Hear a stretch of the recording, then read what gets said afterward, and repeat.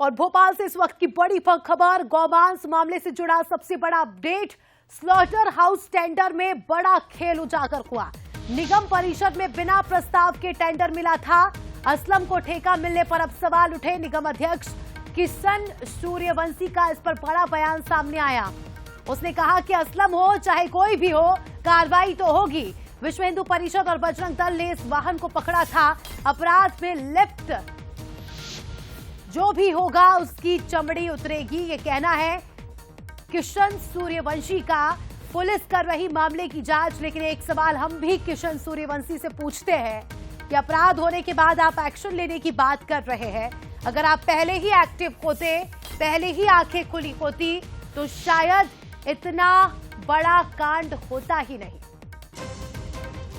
किशन सूर्यवंशी ये कह रहे हैं कि बैकडोर परमिशन की जांच होगी, मदद करने वाले अधिकारी भी नहीं बचेंगे। लेकिन इतना एक्टिव निगम अगर पहले ही होता तो ये सब होता ही नहीं। बहरहाल इस पूरे गौमांस कांड ने निगम की आंखें जरूर खोली है और बंसल न्यूज भी उम्मीद करता है कि अब ये जो जिम्मेदार है आने वाले समय में इसी तरह से सतर्क रहे, पीठ पीछे और ऐसे काम ना हो।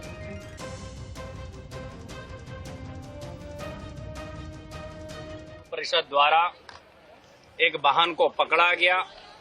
उस वाहन में जो फूड पैकेट थे उसकी जांच के लिए भेजा गया और जांच के बाद अगर उसमें कहीं कोई अभी तक आधिकारिक रिपोर्ट नगर निगम को प्राप्त नहीं हुई है, अगर वो आधिकारिक रिपोर्ट हमें मिलती है, उसमें अगर कोई दोषी पाया जाएगा तो वो छोटा हो या बड़ा बक्सा नहीं जाएगा। इसकी पूरी जांच पुलिस कर रही है। मैं यही कह रहा हूं कि मध्य प्रदेश की पावन धरती पर गो हत्या पूरी तरह से प्रतिबंधित थी, है और भविष्य में भी रहेगी। अगर ये जघन्य अपराध किसी ने किया तो वो व्यक्ति किसी भी सूरत में बचेगा।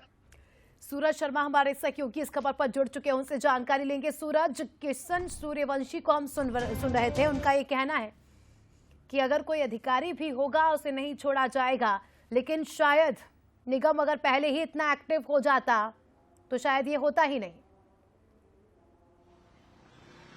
देखिए, बिल्कुल जिस तरीके से स्लॉटर हाउस की परमिशन का मामला है, इसमें माना जा रहा है बड़ा भ्रष्टाचार हुआ है, क्योंकि आमतौर पर जब इस प्रकार का कोई कारखाना या कोई स्लॉटर हाउस खोलने की परमिशन होती है तो निगम की परिषद में बैठक में प्रस्ताव रखा जाता है। क्योंकि हमने देखा जब स्लॉटर हाउस खुल रहा था उस समय भी लोगों ने बहुत विरोध किया था कि इसका विरोध होना चाहिए, स्लॉटर हाउस भोपाल शहर में नहीं बनना चाहिए।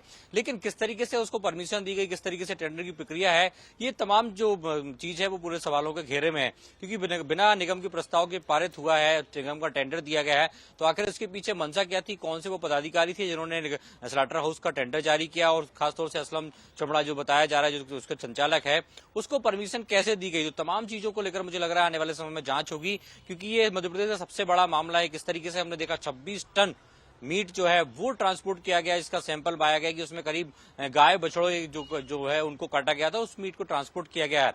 तो अब तक का सबसे बड़ा मामला मध्य प्रदेश से राजधानी भोपाल का होगा, और साथ यही कहना है कि ये गौकसी का सबसे बड़ा मामला होने के चलते सरकार भी गंभीर नजर आ रही है। तत्काल स्लॉटर हाउस को सील किया गया, असलम चमड़ा जो संचालक है उसको गिरफ्तार भी कर लिया है।